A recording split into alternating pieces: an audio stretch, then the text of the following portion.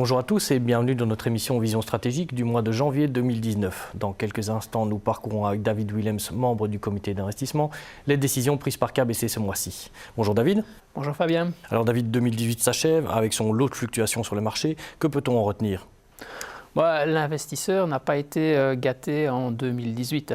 Malgré des fondamentaux économiques solides et une progression des bénéfices, on a vu une correction sur les bourses. Une page a été tournée par rapport à 2017, qui était une année relativement calme. 2018 était une année marquée par des fluctuations plus importantes. Ceci a été en partie causé par des doutes sur l'économie, mais aussi des incertitudes géopolitiques. Pensons à la guerre commerciale, mais aussi à l'imminence du Brexit et au dossier du déficit budgétaire en Italie. L'investisseur obligataire a également eu des difficultés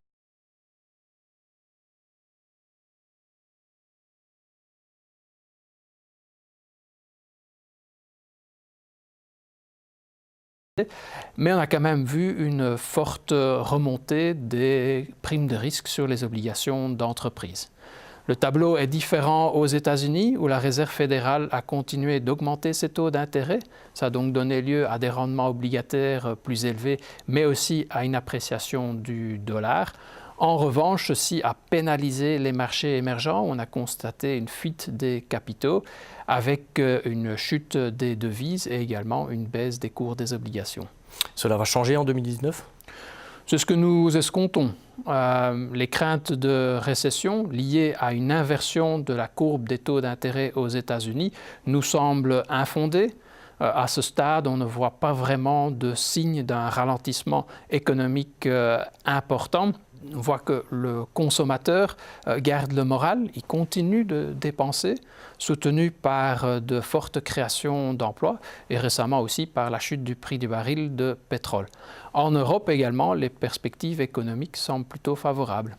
Peut-on alors espérer une hausse des marchés ? Ce n'est pas ce que nous attendons pour 2019. En effet, le cycle boursier rentre dans sa 11e année. On voit que les bénéfices culminent. En même temps, on ne s'attend pas non plus à une année de forte correction boursière, puisque cela est généralement observé dans les périodes de récession, ce qui n'est pas du tout notre scénario pour 2019. On s'oriente donc plutôt vers une année du lapin, c'est-à-dire des marchés qui gambadent un peu dans tous les sens, même si on s'attend à une tendance légèrement haussière, donc peut-être plutôt un lapin avec des cornes. En effet, la croissance économique reste élevée, les bénéfices continuent de progresser et les valorisations sont attractives. J'ajouterai à cela qu'en Europe, il n'y a pas beaucoup d'alternatives en termes de rendement. On peut s'attendre à un climat boursier plus calme ? Non, pas vraiment. Comme indiqué, une page a été tournée en 2018, en grande partie aussi liée à une politique monétaire moins stimulante aux États-Unis. Ces conditions devraient se poursuivre en 2019 et donc on craint que les investisseurs aient encore à faire face à certaines turbulences sur les marchés financiers. La BCE va également changer de politique monétaire. Les achats d'obligations vont s'arrêter en décembre 2018 et une première hausse des taux d'intérêt devrait suivre après l'été 2019. On craint une certaine érosion des marges bénéficiaires qui pourrait donc quelque peu impacter la rentabilité des entreprises, mais surtout, le contexte politique va rester très difficile avec en Europe les dossiers Brexit et Italie. Un dernier mot à la veille d'une nouvelle année ?